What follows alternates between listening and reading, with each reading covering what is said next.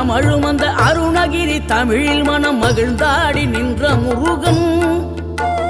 கிழவி இவள் புலமை கண்டு அழகு மிகும் குழந்தை என மகிழேறி வந்த குமரன்.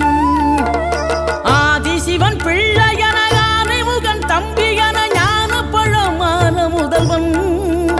நீ பாடும் குரல் வளம் கொடுக்கும் பனிமலையில் வாழும் அந்த பார்வதியின் இளைய புதல்வன். தேனெடுத்து திணை வளர்க்கும் சிறு குருத்தி வள்ளியவள் சிந்தையில நின்ற மன்னவா. நீ நாடி வரும் பக்தர்களின் நாட்டம் அதை தனித்தருளும் ஞான குருநாதன் அல்லவா.